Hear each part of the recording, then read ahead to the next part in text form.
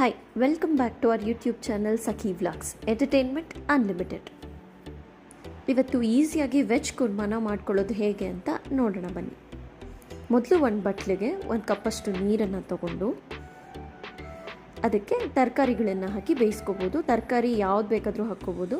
But ನಾನಿಲ್ಲಿ 2 ಸಣ್ಣದಾಗಿ ಹಚ್ಚಿಟ್ಕೊಂಡಿರುವಂಥ ಕ್ಯಾರೆಟ್ನ ಹಾಕ್ಕೋತಾ ಇದ್ದೀನಿ. ಹಾಗೆಯೇ ಒಂದು 100 ಗ್ರಾಮ್ ಅಷ್ಟು ಸಣ್ಣದಾಗಿ ಹಚ್ಚಿಟ್ಕೊಂಡಿರುವಂಥ ಉಳ್ಳಿಕಾಯಿನ ಹಾಕ್ಕೋತಾ ಇದ್ದೀನಿ.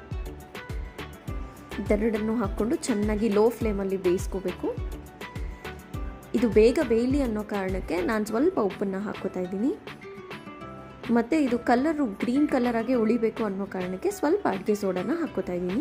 6 ನಿಮಿಷ ಇದನ್ನು ಚೆನ್ನಾಗಿ ಬೇಯಿಸ್ಕೋಬೇಕು. ಅಷ್ಟರಲ್ಲಿ ನಾವು ಮಸಾಲೆ ಮಾಡ್ಕೊಳ್ಳೋಣ.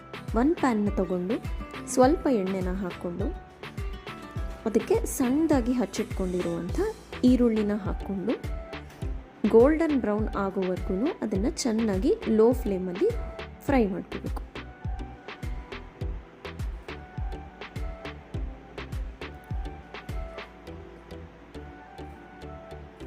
ಈಗ ಸ್ವಲ್ಪ ಉಪ್ಪು ಹಾಕ್ಕೋತಾ ಇದ್ದೀನಿ, ಬೇಗ ಈರುಳ್ಳಿ ಬೇಯಲಿ ಅಂತ.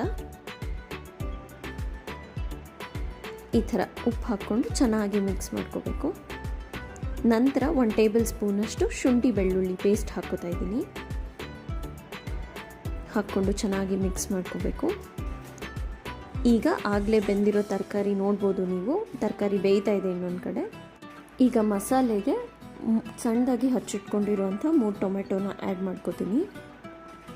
ಟೊಮೆಟೊ ಚೆನ್ನಾಗಿ ಸಾಫ್ಟ್ ಆಗಬೇಕು, ಅಲ್ಲಿವರೆಗೂ ಚೆನ್ನಾಗಿ ಹುರ್ಕೋಬೇಕು.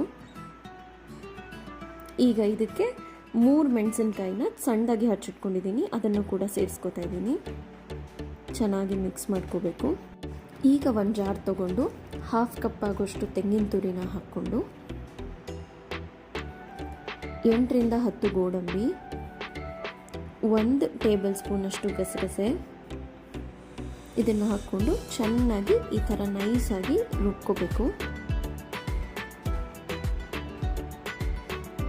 ಈಗ ನೋಡ್ಬೋದು ನೀವು, ಟೊಮೆಟೊ ಎಲ್ಲ ಸಾಫ್ಟಾಗಿ ಚೆನ್ನಾಗಿ ಬೆಂದಿದೆ. ಇದಕ್ಕೆ ನಾನು 1 ಸ್ಪೂನಷ್ಟು ಅರಿಶಿನ,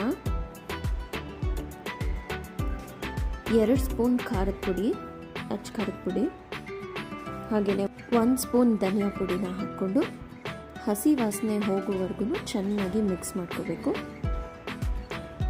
ಇದಕ್ಕೆ ಆಗಲೇ ಉಪ್ಪು ಹಾಕ್ಕೊಂಡಿದ್ದೀವಿ ಬೇಯೋಕ್ಕೆ ತರಕಾರಿಗೆ, ಇನ್ನು ಸ್ವಲ್ಪ ಉಪ್ಪನ್ನ ಆ್ಯಡ್ ಮಾಡಿಕೊಂಡ್ರೆ ಸಾಕು. ಈಗ ಇದನ್ನು ಚೆನ್ನಾಗಿ ಹಸಿ ವಾಸನೆ ಹೋಗೋವರೆಗೂ ಬೇಯಿಸ್ಕೋಬೇಕು. ಲೋ ಫ್ಲೇಮಲ್ಲೇ ಬೇಯಿಸ್ಕೋಬೇಕು.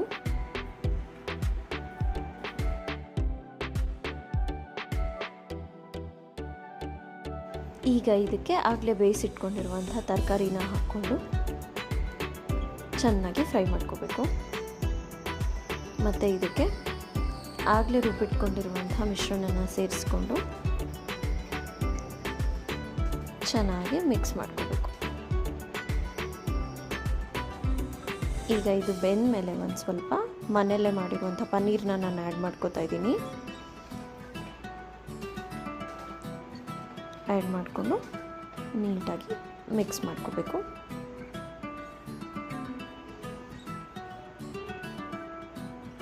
ಈಗ ಇದಕ್ಕೆ ಒಂಚೂರು ನೀರು ಹಾಕ್ಕೋತಾ ಇದ್ದೀನಿ. ಲಾಸ್ಟಲ್ಲಿ ಕಸ್ತೂರಿ ಮೇಥಿ ಹಾಕ್ಕೊಂಡು ಚೆನ್ನಾಗಿ ಮಿಕ್ಸ್ ಮಾಡಿಕೊಂಡ್ರೆ ವೆಜ್ ಕುರ್ಮಾ ರೆಡಿ.